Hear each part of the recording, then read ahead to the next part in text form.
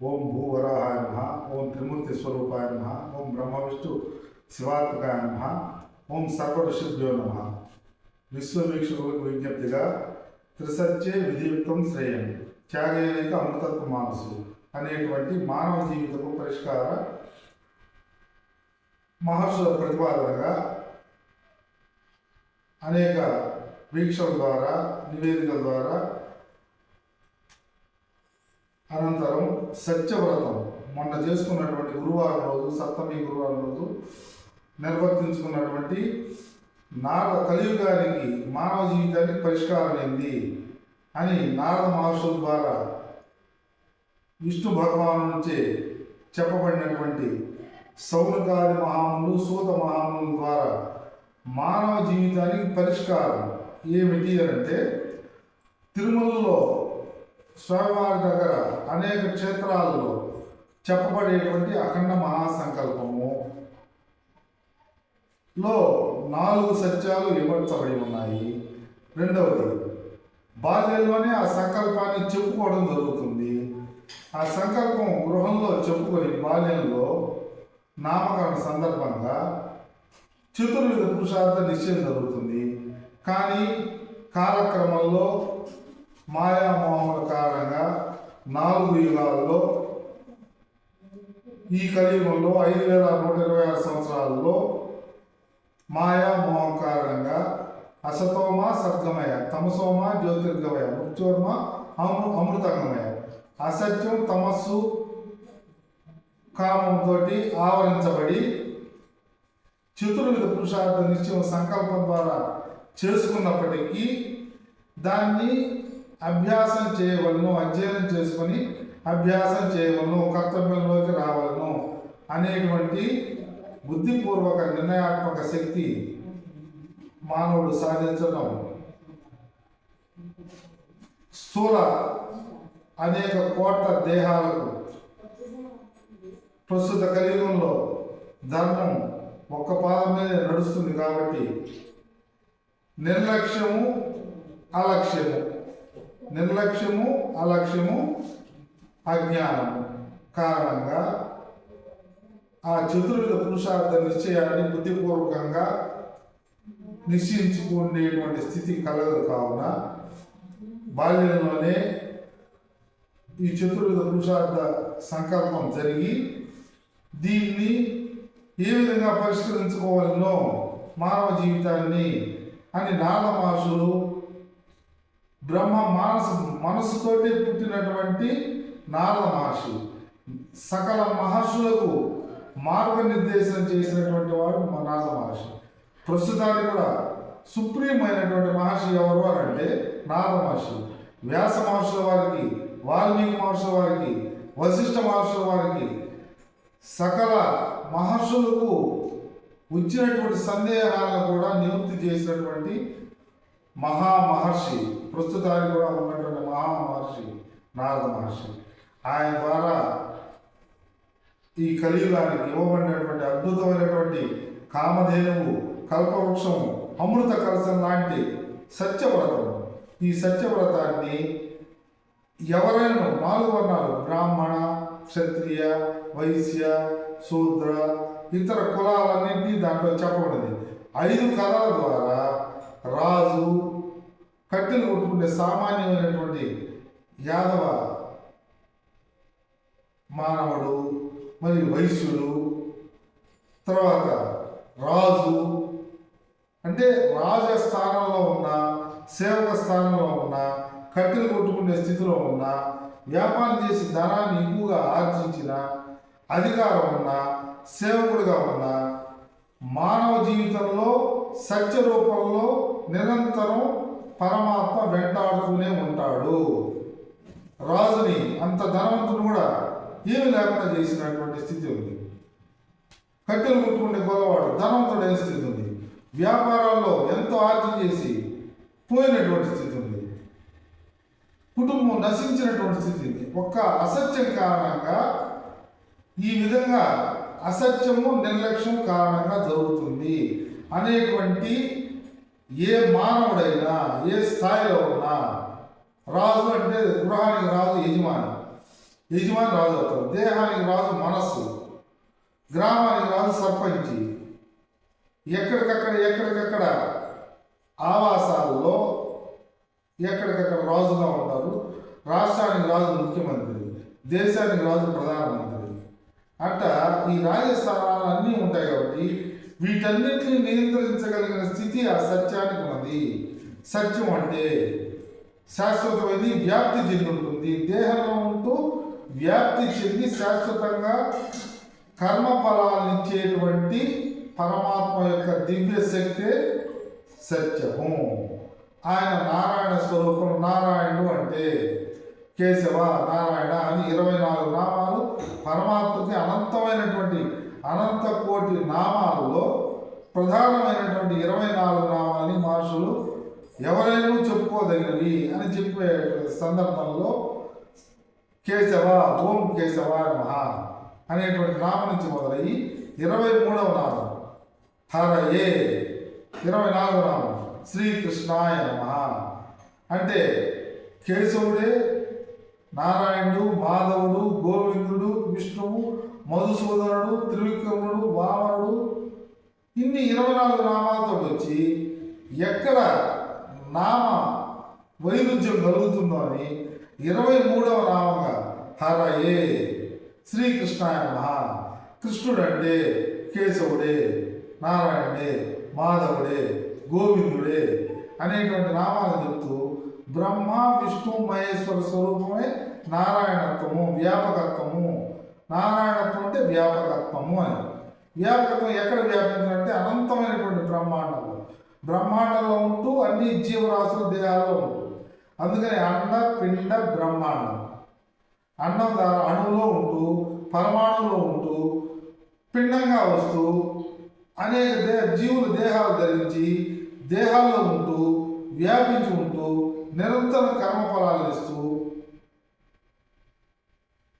పుడుతూ తీసుకోబోతూ పుట్టిస్తూ తీసుకోబోతూ ఈ రకంగా నిరంతర కర్మఫలాలని పునరభిజనం పునర్మరణం అనేటువంటి స్థితిని నిరంతరం అనేక కోట్ల సంవత్సరాలు జరుపుకునేటువంటి స్థితి పరమాత్మది, సత్య దేవునిది అనేటువంటి దాన్ని గుర్తించుకునే విధానంగా సంప్రదాయాన్ని, ఆచారాన్ని, 4 వేద పురాణ ఇతిహాస తత్వాన్ని, తత్వసారాన్ని ఈ 5 కథల సారంలోని ఇమిడ్చి 4 వేదాలు, 18 పురాణాల, 18 పురాణాల ఇతిహాసాల సారమంతా కూడా గాథలే, ఇతిహాస కథల రూపంలో ఉన్నాయి.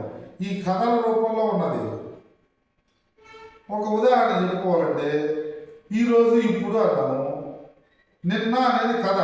నిన్న ఒకరోజు జరిగిన దాన్ని నిన్న మొదరించి పడుకోబోయేంత వరకు ఒక వ్యాసంగ పదాల రూపంలో ఏమేమి జరిగింది, దేహంలో ఏం జరిగింది, గృహంలో ఏం జరిగింది, నేను చూసినంత వరకు వ్యవస్థలో ఏం జరుగుతుంది అని యథాతథంగా నిన్నటిని ఒక పేజీలో రాశారంటే అది నిన్నటి గాథ.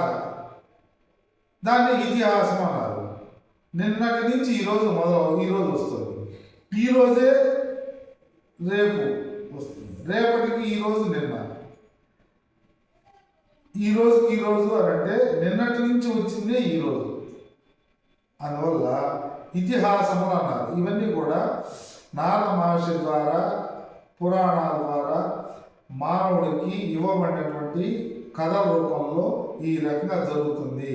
కాబట్టి ఆ సత్యవ్రతాన్ని ప్రతి ఒక్కరూ చేసుకోవాలనేటువంటి సంకల్పంలో ప్రత్యక్ష నిదర్శనంగా 60 సంవత్సరాలు మా తల్లిదండ్రులు ఆ సత్యవ్రతాన్ని ప్రతి సంవత్సరం చేసుకొని ఏ మాసంలో అయినా, ఏ రోజైనా, తిథి వారం అనేది ప్రత్యేకంగా కాకుండా ఏ వారమైనా సంవత్సరంలో ఒక్కసారి మానవ జీవితంలో అన్ని భూమాత నిరంతరం మోస్తూ ఇస్తుంది, పరమాత్మ నిరంతరం శ్వాసిస్తున్నాడు అనేటువంటి పరమ సత్యంతో 60 సంవత్సరాలు చేసి అన్ని ఫలితాలు పొందినటువంటి స్వానుభవంలో దీన్ని, ఈ సత్యవ్రతాన్ని ఒక ఫౌండేషన్ రూపంలో విశ్వవ్యాప్తం చేయాలనేటువంటి సంకల్పంతో సత్యవ్రత ఫౌండేషన్. దీన్ని ఎవరైనా సామాన్యులు మామూలు శాస్త్రోక్తంగా, మంత్రపూర్వకంగా, మంత్రం, తంత్రం, యంత్రం ద్వారా ఆగమోక్తంగా పురోహితుడిని తీసుకొని చేసుకోవచ్చు. రెండవది పుస్తకం తీసుకొని పుస్తకం ద్వారా పుస్తకంలో 5 కథలు ఉంటాయి. ఆ 5 కథలు చెప్పుకొని ఈరోజు ఉపవాసం చేసుకుంటున్నాము. జరిగింది మొన్న శుక్రవారం, ఈరోజు ఉపవాసం చేసుకుంటున్నాము. కలసల్లో టెంకాయ పెట్టి ఆ ప్రతీకను ఉంచుకొని స్వామిగా భావించుకొని వినాయకుడిని చేసుకొని తెలుగు పూజ వినాయకుడిగా చేసుకుంటూ అన్ని దీంట్లో సృష్టి యొక్క నిర్వహణ తత్వం కూడా తెలుస్తుంది. పంచపాలకులు ఈ సృష్టి నిర్వాహకానికి పరమాత్మ ఏర్పరచుకున్నాడు, అష్టదిక్పాలకులను ఏర్పరచుకున్నాడు, నవగ్రహాలను ఏర్పరచుకున్నాడు అని కూడా ఈ పుస్తకంలో చెప్పబడుతుంది. ఇది ఎవరు చదువుకున్నా, ఎన్నో పిహెచ్డీలు చదువుకున్న వాళ్ళు చదువుకున్నా కానీ అర్థమవుతుంది. సామాన్యుడు 5వ తరగతి చదువుకున్న వాడు చదువుకున్నా అర్థమవుతుంది. ఇంతమంది పరిపాలన చేస్తున్నారు, పంచపాలకులు పరిపాలన చేస్తున్నారు మన సృష్టిని, అష్టదిక్పాలకులు పరిపాలన చేస్తున్నారు, నవగ్రహాలు పరిపాలన చేస్తున్నారు. వీళ్ళందరినీ పరిపాలన నేతృత్వంలో పరమ నియామకుడు ఈ విశ్వంలో ఇంతమంది నియమించుకొని దేహాల్లో నియంత్రణలో ఉంచుకుంటున్నాడు అనేటువంటి సత్యం ఈ 5 కథల ద్వారా అవగాహన అయితే అబద్ధం చెప్పే ఆస్కారం లేదు. తన కర్తవ్యానికి సంబంధించిన అబద్ధం చెప్పిన ఇంట్లో అబద్ధం చెప్పుకోవాల్సిన అవసరం లేదు. అన్ని విషయాల్ని మన ఇంట్లో కమ్యూనికేషన్ స్కిల్స్ అంటుంటారు. ఇంట్లో మామూలుగా ఇంగ్లీష్లో communication, IT, information technology. Information ఏంటంటే 5 కథలు. ఈ 5 కథల ద్వారా ఏం తెలుస్తుంది అని అంటే కమ్యూనికేషన్, అబద్ధం చెప్పకూడదు, కర్తవ్యంలో ఉండవలను. ఈ 2 విషయాలు అయితే బయట ప్రపంచంలో అన్ని కులాల్లో కూడా అన్ని దేహాల్లో కూడా కులాలు కాదు, కులాలు అనేటువంటివి వారి అస్తిత్వాన్ని తెలుపుకోవడం కోసమే. ఈ రకరకాలైన ఉద్యోగాలు ఉండేది వ్యవస్థ నడవడానికి సంబంధించిన కర్తవ్యాలకు సంబంధించిన పదవులే అనేటువంటి సత్యాన్ని ఈ కులం అనేటువంటిది ఆ దేహానికి సంబంధించిన కులము, ఆ పేరు, ఆ లింగము నిర్ధారణ కోసమే అనేటువంటి విషయాన్ని సత్యనారాయణ స్వామి వ్రత కథలు చెప్తాయి. ఆ జ్ఞానం కూడా కలుగుతుంది. అప్పుడు దేహానికి సంబంధించిన జ్ఞానము, దీని ద్వారా కులానికి సంబంధించిన జ్ఞానము, గృహానికి సంబంధించిన జ్ఞానము,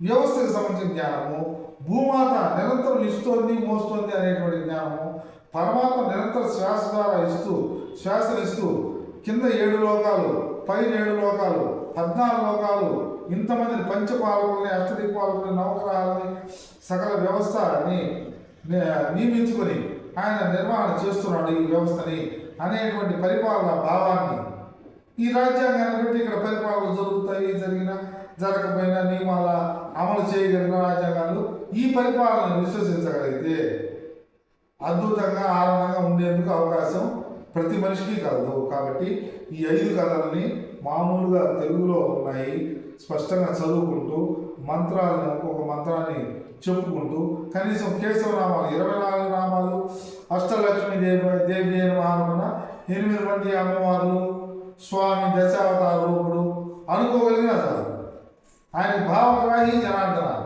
ఆయన హృదయంలో ఉన్నటువంటి మనోవాకాయ క్రియల ద్వారా చేసేటువంటి ఆ కర్మయజ్ఞాన్ని గ్రహిస్తూ ఉంటాడు స్వామి. ఈ 3 కర్మయజ్ఞం అంటారు. భౌతికంగా హోమంలో కొన్ని ద్రవ్యాలను వేస్తూ ద్రవ్యయజ్ఞం అయితే ఇది కర్మయోగం అంటారు. మనసు, వాక్కు, క్రియలని పరమాత్మ ఆధారంగా పరమాత్మ భావంతో పరమాత్మకి ఆ ఫలాన్ని సమర్పించి నివేదించి చేసినటువంటి కర్మ ఫలితాన్ని స్వామి కర్తవ్యాన్ని చేయడం నా విధి, ఫలాన్ని అందరికీ ఇచ్చేటువంటి వాడివి, 800 కోట్ల మందికి ఇచ్చేటువంటి వాడివి నువ్వే. అంటే 1 లక్ష రూపాయలు నేను పనిచేస్తే జీతం వచ్చింది, అది నువ్వు ఇచ్చావని చెప్పిన లక్షని ఆ దేవతార్చనకి ఎవరైనా చూపించుకోవాలి. లేదు సెల్లో నేను స్వామి 1 లక్ష నువ్వు ఇచ్చావు అనుకోవాలి, 1 కోటి ఇచ్చాడు 1 కోటి నువ్వు ఇచ్చావు అనుకోవాలి, లేదు 100 ఇచ్చాడు 100 నువ్వు ఇచ్చావు అనే భావన ఉండాలి. ఫలం ఆయన ఇస్తున్నాడు, దేహంతో కర్తవ్యం చేస్తున్నాము అని బిచ్చగాడి నుంచి బిల్ గేట్స్ దాకా ఉండేటువంటి ఏకైక అర్థశాస్త్ర అర్థాయ నమః అంటారు, సమర్థాయ నమః అంటారు. సత్యంతో కూడి అర్థాన్ని ఉపయోగించుకోండి. దాన్నే చివరగా పరమార్థాయన.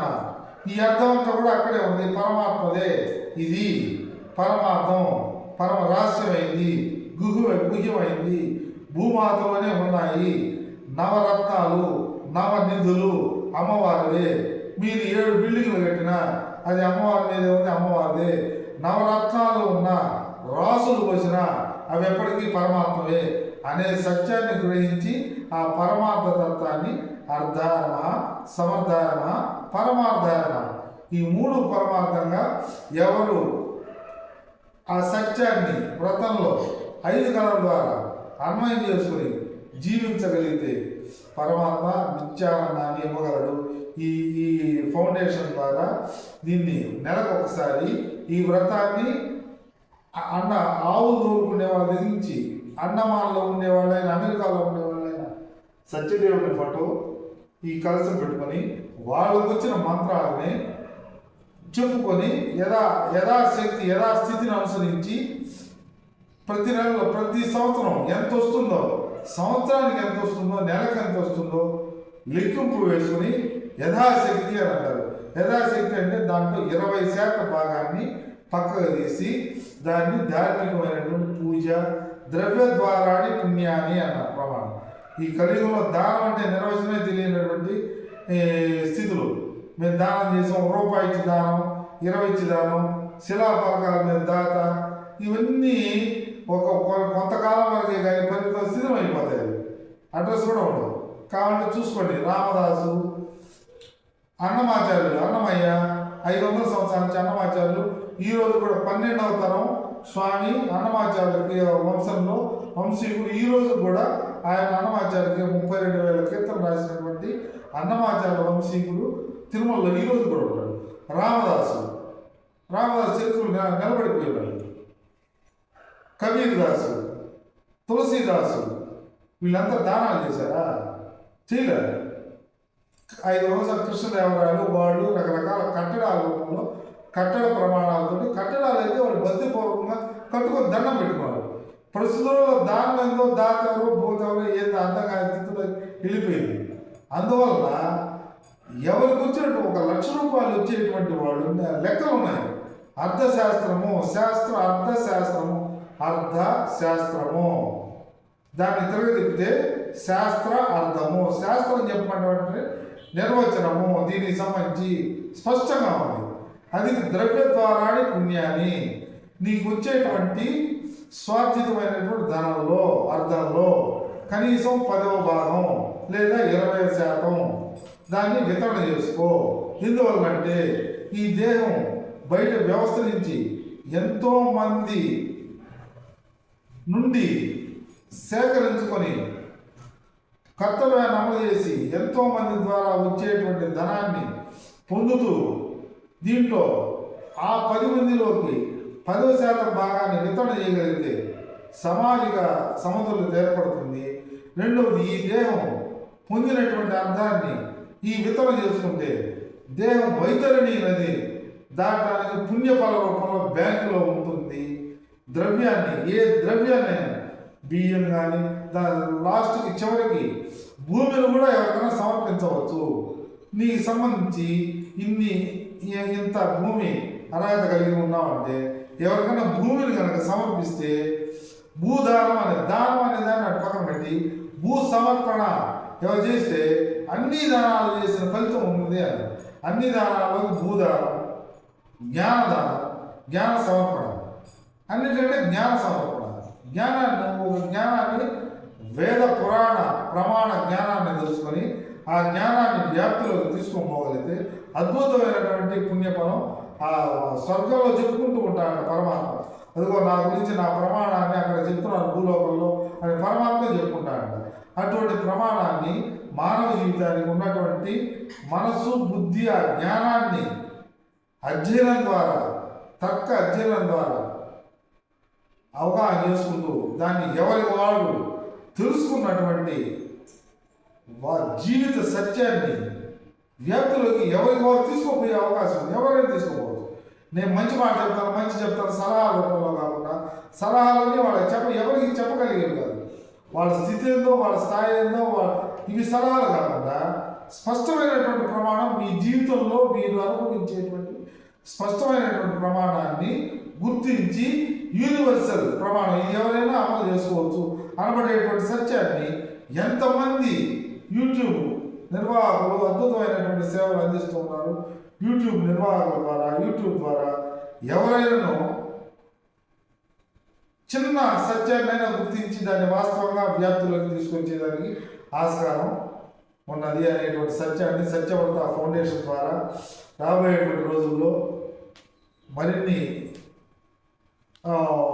వీక్షణ ద్వారా 3 పంచమహాజ్ఞ ఫౌండేషను, వికనసత పంచతత్వ ఫౌండేషన్ 3 ఫౌండేషన్ ఆవిష్కరించుకోవడం జరిగింది. ఎందుకంటే ఈ పరమ సత్యాలు వ్యాప్తిలోకి పోగలిగితే, సత్యాన్ని గుర్తించుకోగలిగితే మానవ జీవితం సత్య మార్గంలో ఆనంద స్థితిలో దేహాలు, గృహాలు, వ్యవస్థ పోయేందుకు అవకాశం ఉంటుంది అమలు చేసేందుకు.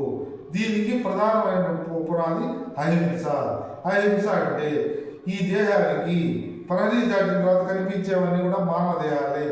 ఏ దేహాన్ని నేను ఇబ్బంది పరిచేటువంటి అవకాశం ఆస్కారం లేదు, ఇబ్బంది పరచకూడదు అనేటువంటి మూల భావన ఉంచుకొని కర్తవ్యం ధర్మానికం అని దాన్ని కనుక యాడ్ చేసుకోగలిగితే, అడాప్ట్ చేసుకోగలిగితే నమస్కార భక్తి అయిపోయింది. నవవిధ భక్తి యోగాల్లో నమస్కార భక్తి వచ్చేస్తుంది. కాబట్టి ఇది రకరకాల సమన్వయాలతో కూడినటువంటి అద్భుతమైనటువంటి వేద వాంగ్మయ మహర్షిమైనటువంటి ప్రమాణ రూపంలో ఉన్నది.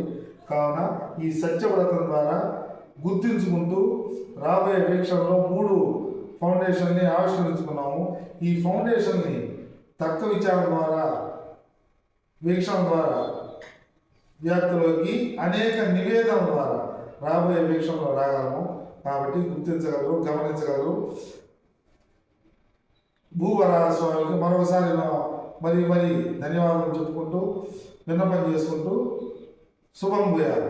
ఓం తత్సత్.